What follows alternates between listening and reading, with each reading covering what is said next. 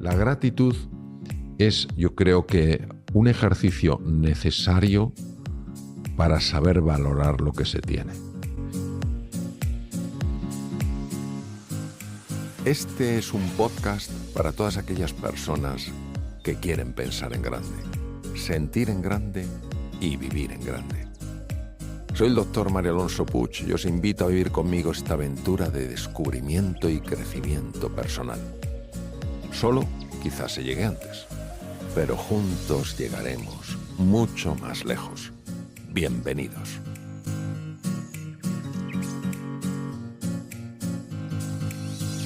La gratitud.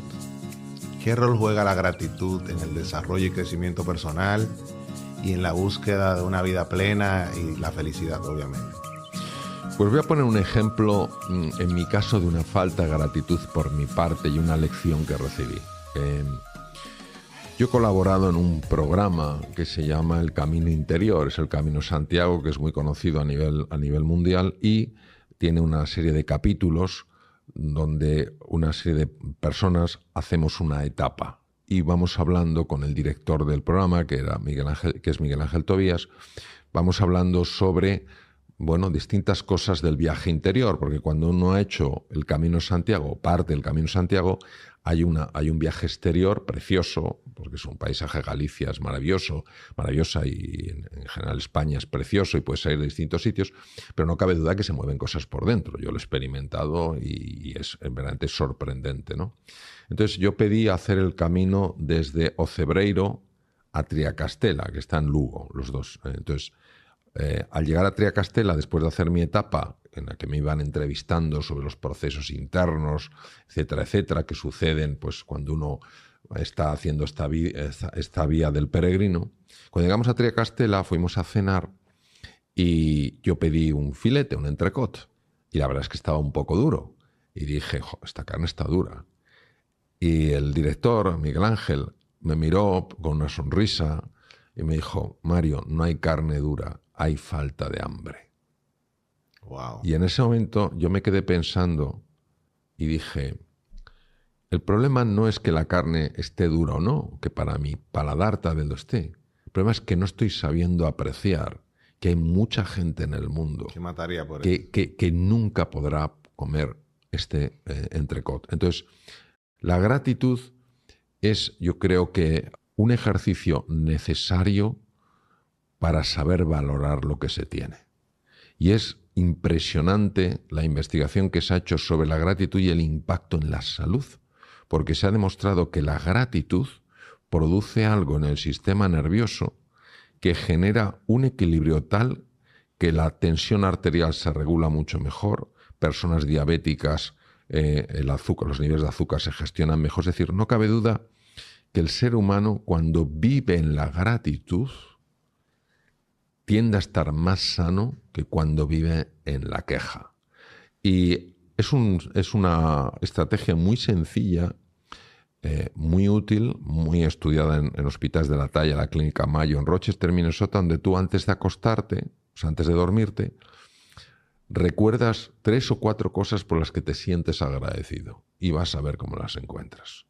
O sea, uno da por hecho que todo el mundo ve. No, hay mucha gente que es invidente, o que todo el mundo oye. No, hay mucha gente que no puede oír la música ni puede oír la voz de sus hijos. Hay mucha gente que da por hecho, pues eso, que lo normal es tener un techo en el que cubrirse. Hay mucha gente que no. Entonces, cuando vamos empujando nuestra atención para darnos cuenta no de lo que nos falta, sino de lo mucho que tenemos, entonces pasan cosas. Entonces, acostarse con este gesto de gratitud que lo llegas a notar como sensaciones, es decir, no es un ejercicio intelectual, es una experiencia sensorial. Y cuando te levantas por la mañana y dices, ¿de qué estoy agradecido? Pues yo voy a decir una cosa que es como muy sencilla. A lo mejor que te has levantado sin ningún dolor. Hay gente que se levanta todos los días con dolores. Tiene lo que se llama dolor crónico. Todos sabemos lo que es levantarte y tener dolor de cabeza, o que te duele un diente, o que te duele una rodilla. Y sabemos cómo te afecta. Hay gente que todos los días se levanta con dolor. Y aún así, muchos de ellos, a pesar de eso, sonríen. Entonces, sencillamente para que nos demos cuenta de que la gratitud es una forma de ser y estar en la vida, que no solamente hace que estemos mucho mejor por dentro, desde el punto de vista afectivo, sino que además tiene un impacto clarísimo en la salud. Yo quiero dar un testimonio a partir de un video que vi donde hablabas del tema de la gratitud. Pues empecé a incorporar la práctica de hacer un ejercicio de gratitud a primera hora de la mañana y al final del día. Interesante como el mismo ejercicio produce resultados diferentes. En la mañana, cuando hago el ejercicio de gratitud, me lleno de energía y me lleno de empuje a afrontar todas las circunstancias del día. Cuando lo hago en la noche, me relaja y me da mucha sensación de paz. Claro. Entonces, el mismo ejercicio en momentos diferentes te genera un beneficio impresionante. La verdad que no quería dejar de mencionarlo porque es algo que ha cambiado mi vida y que te lo agradezco muchísimo. Me parece maravilloso. Hablemos un poquito de la mentalidad de abundancia. Un mundo donde la escasez percibida es prácticamente la norma. ¿Qué tan importante es la mentalidad de abundancia y por qué tenemos que tratar de desarrollarla? La mentalidad de abundancia se desarrolla cuando tú entiendes que el universo es por naturaleza abundante.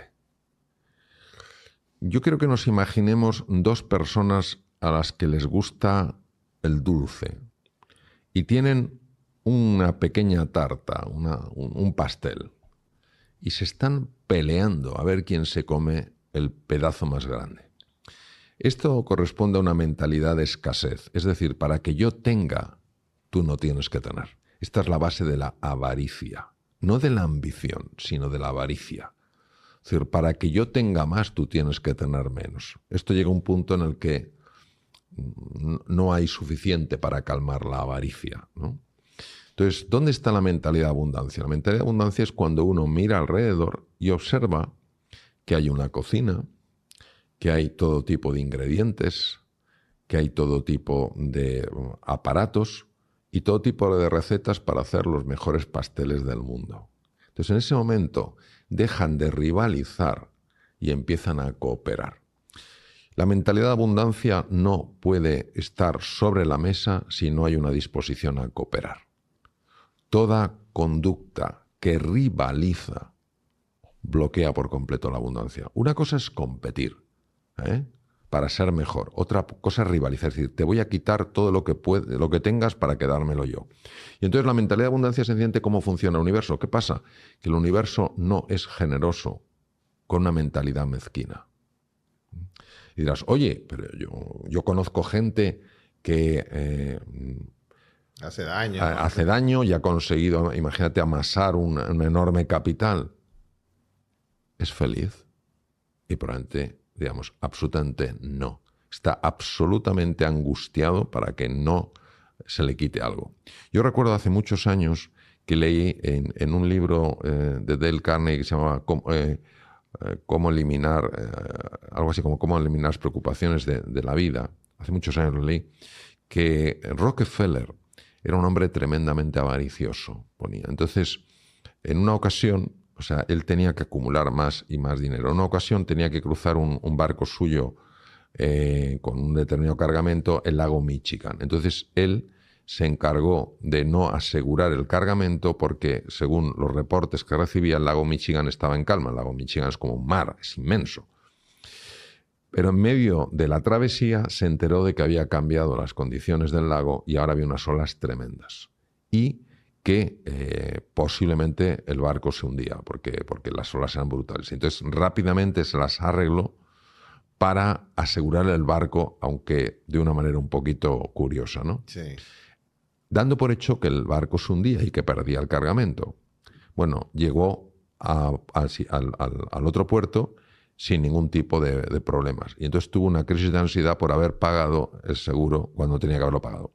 El resultado es que, según comentaba Carnegie en este libro, Rockefeller empezó a tener ciertos problemas digestivos y llegó a desarrollar úlceras en el estómago. Se llaman úlceras de estrés. Es la úlcera de Cushing, que se llama, descrita por el gran neurocirujano norteamericano Harvey Cushing. Entonces, la úlcera de Cushing produce grandes hemorragias digestivas y en aquella época no había medicación como hay hoy en día, medicaciones súper sofisticadas que te bloquea la producción de ácido clorhídrico por la célula oxíntica, que es la que produce el ácido clorhídrico en el estómago. Es decir, que estaba en una situación muy delicada y estaba en su mansión con una sonda. Habían montado una especie de hospital y le habían puesto una sonda nasogástrica, un tubito hasta el estómago, por el cual le inyectaba una especie de papilla alcalinizante para intentar bloquear el nivel de acidez. Y parece ser que en ese momento Rockefeller tuvo como un breakthrough, un momento de, dijo, el hombre más rico del mundo tomando una comida que despreciaría un mendigo, que no funciona en mi vida. Yo creo que la mentalidad de abundancia es aquello que uno descubre cuando piensa en el bien de los demás, cuando no solo piensa en el suyo. Y la mentalidad de abundancia no solo tiene que ver con cosas materiales, porque si una persona solo tiene cosas materiales y no tiene personas que la quieran, un motivo real para vivir, una ilusión en su vida, etcétera, etcétera, es muy pobre. Así es. Es muy pobre. Entonces la mentalidad de abundancia no tenemos que verla solo en las cosas, sino en las experiencias que tienes, en la gente que te quiere. De hecho, el estudio más largo sobre la felicidad que hay en el mundo, que me iba a cabo en la Universidad de Harvard ya varias décadas, el elemento clave de la felicidad no es lo que tienes, sino de quién te rodeas. Exacto. La gente que tienes. No son las cosas que tienes, sino la gente que tienes a tu alrededor. Entonces, en esa mentalidad de abundancia todos lo entendemos. En fin, tú y yo somos muy buenos amigos, Ney. Quiero decir, si tú ves en mí un amigo como lo ves y yo veo en ti un amigo como lo veo, pues es más fácil que cooperemos juntos para el bien de todos. Si yo veo en ti un rival, si al final voy a perder, aunque solo sea la tensión que me va a generar, ¿no? Entonces, la mentalidad de abundancia es a lo que somos llamados todos, pero para eso tenemos que buscar el encuentro con la otra persona y tener esta disposición a cooperar. Yo tengo una definición personal un poquito breve. Yo creo que una persona con mentalidad de abundancia es una persona que asocia su bienestar con el bienestar de los demás. Ve su bienestar como un resultado de generarle bienestar a los demás. Y puedes reemplazar bienestar por cualquier otro término, pero siempre piensa que lo que tú tienes y lo que tú recibes, dinero, es porque ayudas a otro a producir dinero. Y así sucesivamente. Salud, también lo mismo. Sí. Yo creo que el principio de abundancia es el de dar, partiendo de la premisa de que todo lo que des lo vas a recibir multiplicado. Sí. No sé si tú estás de acuerdo. Sí, no, yo creo que es una forma mucho más escueta y directa el explicar lo que es el principio de la abundancia. Así lo creo, sí, lo comparto. Y hablemos un poquito del estrés. Yo creo que es algo que es inevitable en la vida, sobre todo en el mundo acelerado en el que vivimos. Sin embargo, deben haber formas, primero, de cómo gestionar este estrés, pero más que gestionarlo, evitar que nos impacte en nuestra salud y bienestar. ¿Puedes darnos algunos consejos alrededor de eso? Sí, claro que sí. Lo primero, tenemos que superar una gran confusión que hay incluso hoy en día con el tema del estrés, porque equiparamos estrés con enfermedad. Lo mismo que equiparamos ambición con avaricia. No es lo mismo. Lo mismo que equiparamos a veces competir con rivalizar. Son dos cosas distintas. La vida sin estrés sería físicamente imposible. Es decir, los mecanismos del estrés no están por un capricho de la naturaleza, sino por una necesidad para ayudarnos a estar bien. Por ejemplo, los mecanismos de estrés se ponen en marcha cuando una persona percibe un peligro a su integridad física. Si no existieran mecanismos de estrés, nosotros no hubiéramos sobrevivido los 2,5 millones de años que lleva la especie Homo sobre la Tierra, ¿no? Si nosotros en un momento determinado no tuviéramos estrés, no tendríamos la motivación para alcanzar determinadas metas y conseguir determinados objetivos. No tendríamos la capacidad para superar determinadas pruebas porque el estrés tiene que aflorar determinados recursos. Por tanto, el estrés en su conjunto no es malo, es una reacción del organismo que incluye la dimensión física, la dimensión mental, emocional, relacional, etc., ante una novedad. Por tanto, vamos a hacer una distinción entre lo que es la forma útil, positiva, beneficiosa del estrés y lo que es la forma negativa. ¿Qué es la forma negativa de estrés? De hecho, tiene un nombre distinto, se llama distrés. Lo mismo que la forma positiva se llama eustrés. Estas son dos palabras que inventó pues, el padre de todo el estrés, el profesor austríaco Hans Selye. Entonces, el eustrés está muy bien quedándose donde está. Porque en ese momento en España decimos nos ponemos las pilas, nos ponemos más atentos, tenemos más energía, hay una mayor liberación de adrenalina. Esto es muy típico, por ejemplo, en cirugía. En cirugía, siempre que haces una intervención, sobre todo si son intervenciones complicadas o intervenciones de urgencia, tienes un punto de eustrés. Y ese punto de eustrés te ayuda a estar mucho más enfocado, no estar distraído, eres mucho más rápido, tienes más agilidad, no te cansas. Yo he hecho operaciones de 9 horas seguidas, una única operación y no te crees el nivel de aguante físico que puedes tener prácticamente sin moverte, porque el cirujano opera de pie, no se sienta como un oftalmólogo, como un neurocirujano, ¿no? Entonces, ¿qué es el distrés? El distrés es la forma crónica de estrés, es decir, no hay recuperación. Es decir, un cirujano, después de hacer una operación larga, tiene que descansar, tiene que recuperarse. Un ejecutivo, después de llevar a cabo un proceso complicado, una reunión difícil, en fin, todas estas cosas, tiene que descansar. Una persona que está estudiando en la universidad o en el colegio, después de un tiempo de intenso, tiene que descansar. Un padre, una madre que están dedicándose a sus hijos y les requiere muchísima dedicación, pues el momento que tienen que descansar. ¿Qué es el distrés? El distrés es cuando tú quitas esos periodos de recuperación. Hoy sabemos que el gran problema en nuestra sociedad es que no hay procesos de recuperación. Estamos constantemente experimentando picos de estrés. Y esta forma de estrés es diferente hasta desde el punto de vista bioquímico. Porque si bien hay cierto nivel de adrenalina, empieza a hacerse como dominante una hormona diferente que es el cortisol. Y el cortisol, liberado de esta manera, de forma constante y con cifras que pueden ser 20% superior a lo normal, es muy dañina al organismo. Entonces, esto es lo primero que tenemos que reconocer, que hay dos formas. Y que nos hemos acostumbrado a considerar que el estrés es siempre malo cuando es el distrés. Por tanto, ¿qué es lo primero que yo recomendaría a una persona? Lo primero que le diría es lo siguiente. Por más glamuroso que parezca que sea o que es el estar estresado, no es que no tengo tiempo para nada, esto es una ficción, esto es una falacia, esto es una mentira.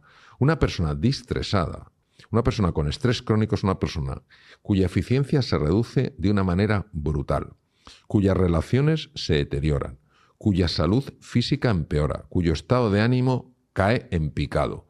Por tanto, no tiene nada ventajoso. Mira que, Ney, que yo soy una persona que por entrenamiento siempre busco algo positivo en todo. Llevo años estudiando el distrés. Hemos hecho trabajo de investigación con el distrés. No he encontrado nada positivo en el distrés. Nada.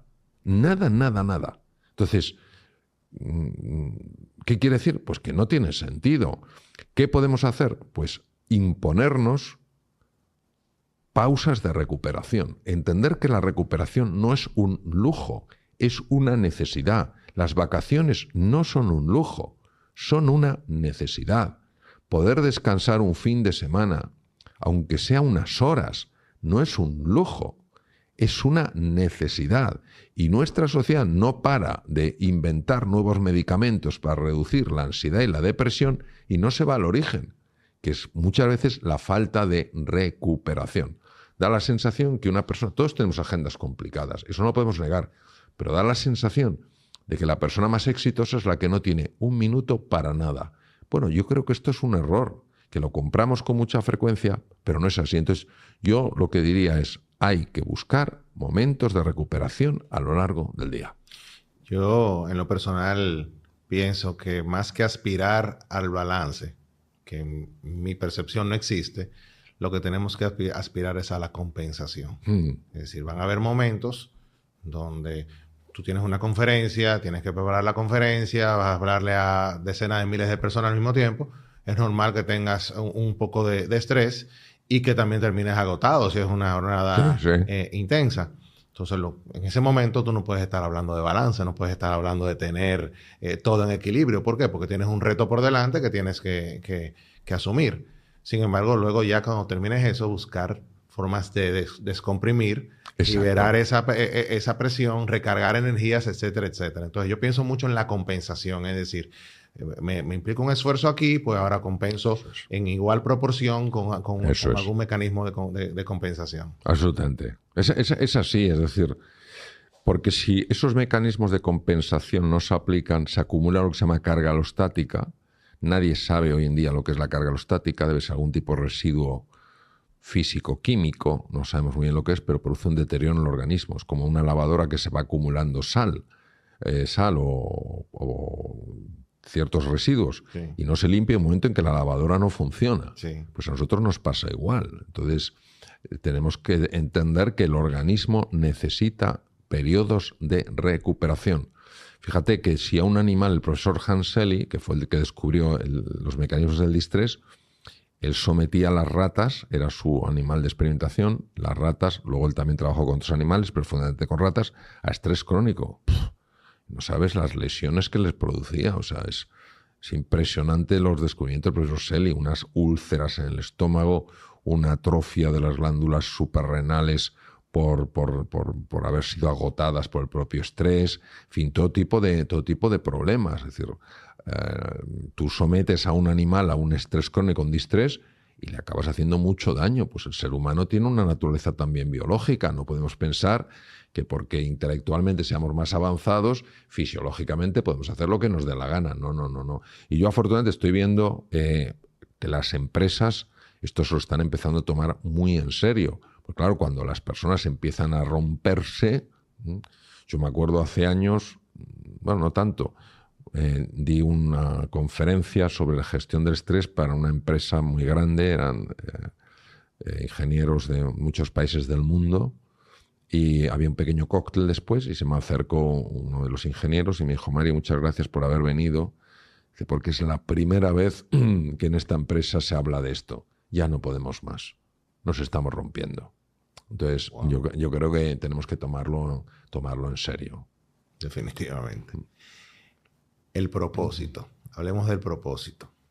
Quisiera recibir algunas sugerencias tuyas sobre, primero, cómo encontrar el propósito o nuestro propósito y cómo cultivarlo y desarrollarlo. ¿Tienes algunas ideas que puedas compartirnos en ese sentido? Sí, para mí el propósito no responde a la pregunta ¿por qué?, sino a la pregunta ¿para qué? Entonces, yo escribo un libro que se llama El Guardián de la Verdad y la Tercera Puerta del Tiempo, y en la portada, que es una portada como de viajes, pone una frase: ¿para qué has venido a este mundo? O sea, el propósito, descubrir tu propósito es descubrir para qué has nacido. No has nacido por casualidad. Nadie ha nacido por casualidad. Quien se crea que esto que estamos viviendo es fruto del azar, yo le invitaría a que mirara con mayor profundidad. Ninguno hemos nacido por casualidad.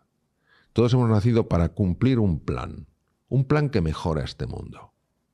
Voy a poner un ejemplo. Hace unos días estaba en una isla maravillosa que yo quiero muchísimo, que es en Mallorca. Fui a Palma a dar 2 conferencias. Y iba con mi mujer del hotel al aeropuerto, y el taxista era encantador. Y en ese momento llamó una señora y le dijo: ahora no puedo hablar, cariño. Y luego te llaman 20 minutos. Pero súper cariñoso. Pero claro, la llamó cariño y dije: uff, ¿cómo va a ser su mujer? Si tiene una voz, es una mujer con mucha edad. Y entonces nos contó, es una vecina que tiene 90 años, que había perdido a su marido y había perdido a su hijo, su único hijo, y que en plena pandemia, que no se podía apenas salir, fue a él, él es taxista, para pedirle que le llevara a un supermercado para claro, conseguir algunos productos. Entonces este hombre, cuando hablaba de ella, hablaba con un cariño, hablaba con una ilusión. Entonces, este hombre conduce un taxi, pero ha encontrado su propósito. ¿Para qué está? Pues para ayudar a otras personas a superar sus momentos más difíciles, para que otras personas no se sientan solas. Mira, yo encontré mi propósito siendo joven, cuando en un anuncio en un telediario vi un cataclismo y escuché: los médicos hacen lo que pueden para salvar la vida de los supervivientes, ¿no? Aunque estaban muy heridos. Encontré mi para qué. para reducir el sufrimiento humano. En esta segunda etapa de mi vida, que dejé ya la cirugía hace 22 o 23 años, ¿para qué? Para ayudar a las personas a descubrir quiénes son en realidad y para vivir de acuerdo a quiénes son y no a quienes creen que son. Entonces, el propósito siempre lo encuentras en relación con los demás. Y es una revelación, o sea, el propósito es algo que te es revelado, no es algo, en mi experiencia, que intelectualmente empieces a decir, tienes que hacer el trabajo, o sea, tú tienes que preparar el terreno, pero el descubrimiento de tu propósito, en mi experiencia, es algo que te es dado, de repente lo ves, y es muy difícil que encuentres tu propósito si no está incluido en lo que haces un sentido de contribución. Porque la palabra que más se acerca a propósito para mí es contribución. Siempre que tú estés haciendo una contribución, aunque sea una sonrisa mientras estás atendiendo a una persona en tu comercio, o haciendo un programa que pueda ayudar a las personas, o aquí en esta entrevista, pues que algún mensaje pueda serle de ayuda a los que nos escuchen y nos vean. Eso ya estás siguiendo tu propósito.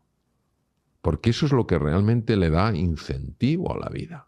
O sea, si todo empieza en mí y acaba en mí, pues eso se queda un poquito vacío. Si yo veo que lo que hago está ayudando a otras personas, como la felicidad siempre es algo compartido, el bienestar subjetivo es propio de uno porque es el goce de los sentidos.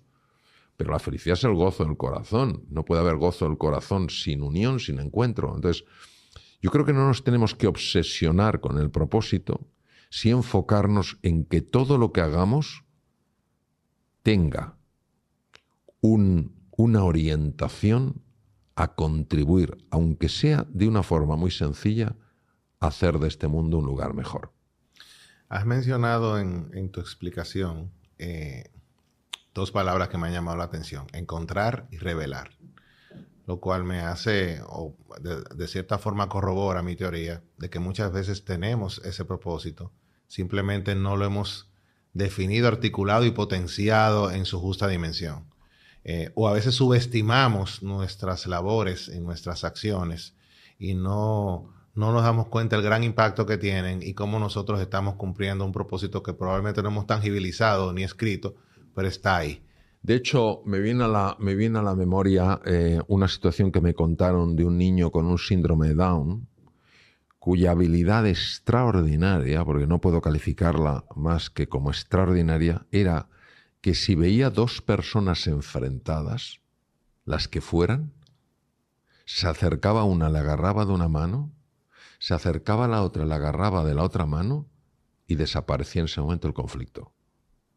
O sea, wow. Quien no considere que esto es algo extraordinario, se tendría que preguntar por qué se escriben tantos libros, hay tantos cursos, hay tantas cosas sobre cómo manejar los conflictos. Pues aquí tenemos un joven con un síndrome de Down que no es que lo sepa, es que lo sabe hacer. Entonces, que nadie me diga que este joven no está viviendo su propósito. Así es. Entonces, yo creo que tenemos que ver el propósito como algo profundamente inspirador y profundamente cercano. Porque esto es como cuando a uno le ponen la figura, voy a poner un ejemplo un poco de lo que me viene a la cabeza, la figura de un santo. Si a ti te ponen un santo a 4 metros de altura, dices, la vida podrá ser así. Pero si te muestran que un santo era una persona con sus defectos, con sus ilusiones, con sus caídas, y sencillamente que buscó ayudar a los demás a tener un nivel mayor de felicidad y un nivel menor de sufrimiento, y dices, oye, esto lo puedo hacer yo. Entonces, al final, en potencia, somos todos santos. Entonces, lo que te quiero decir es que no tenemos que buscar, desde mi punto de vista, el propósito en algo muy glamuroso, en algo muy, no, yo quiero. Fíjate, yo me acuerdo una vez en una conferencia que di en una ciudad que es preciosa, que es Santiago de Compostela, donde acaba el Camino de Santiago, ¿no? Di una conferencia sobre el mundo de las emociones y había una parte de preguntas. Y entonces una señora, en este caso una señora arriba, en un palco pidió el micrófono, fue una persona a darle el micrófono, pero de una voz hizo, yo quiero cambiar el mundo, ¿por dónde empiezo? Y le dije, por usted misma. Se quedó callada y se sentó. Impresionante. Claro, entonces El propósito no hay que vivirlo para salir en los periódicos, en la televisión o para que los demás nos aplaudan. El propósito nunca te lleva a querer brillar, lo que te invita es a querer iluminar para que otros puedan brillar. Y yo creo que ese punto es muy importante porque está muy separado del ego humano. El ego humano no entiende el propósito, porque claro, el ego humano no entiende de la contribución. El ego humano no entiende el encuentro con el otro, ¿no? No entiende principios de la abundancia, no entiende mí, mío, para mí, siempre yo, ¿no? Ojalá este podcast te haya gustado y pueda convertirse en una inspiración a la hora de desplegar y hacer florecer tu verdadero potencial.